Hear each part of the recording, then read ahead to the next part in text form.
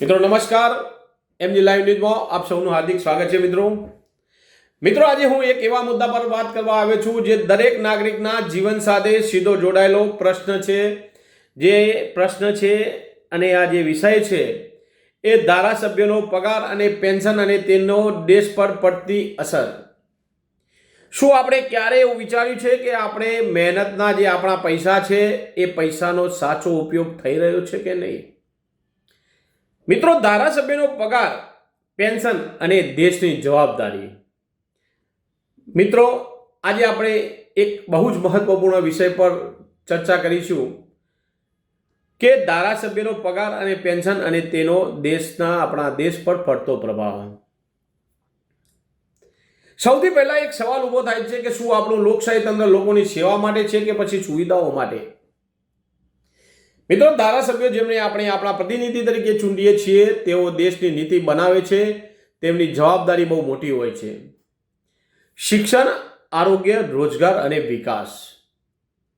પરંતુ પ્રશ્ન ત્યારે ઊભો થાય છે જ્યારે તેમના પગાર અને પેન્શન સામાન્ય નાગરિકોની સરખામણીમાં બહુ જ વધારે હોય છે. મિત્રો,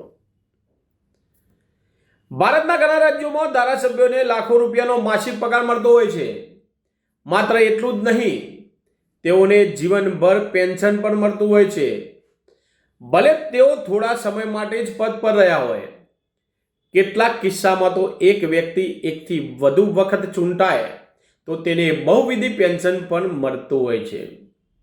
મિત્રો, વિચાર કરો, જો એક સામાન્ય સરકારી કર્મચારીને 20 થી 25 વર્ષ સેવા આપ્યા પછી જ પેન્શન મળે છે, પણ જ્યારે એક ધારાસભ્ય એક નેતા થોડા વર્ષોમાં જ જીવનભર લાભ લઈ જાય, શું આ ન્યાયસંગત છે?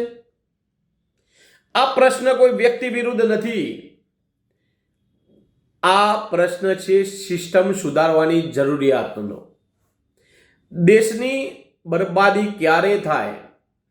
જ્યારે નાણાંનો યોગ્ય ઉપયોગ ન થાય, જ્યારે પ્રાથમિકતાઓ ખોટી નક્કી થાય, જ્યારે જવાબદારી કરતાં સુવિધા વધારે બની જાય. પરંતુ મિત્રો, અહીં નકારાત્મક ફેલાવવાનો સમય નથી, અહીં પરિવર્તન લાવવાનો સમય છે. આપણે શું કરી શકીએ?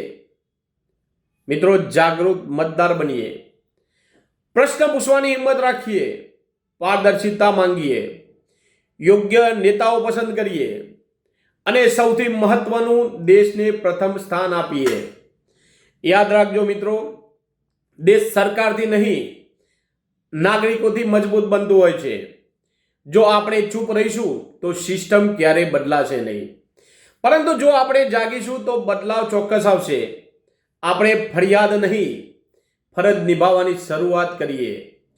ચાલો મળીને એક એવો ભારત બનાવીએ, દેશ જ્યાં નેતાઓ સેવા માટે આવે, સુવિધાઓ માટે નહીં.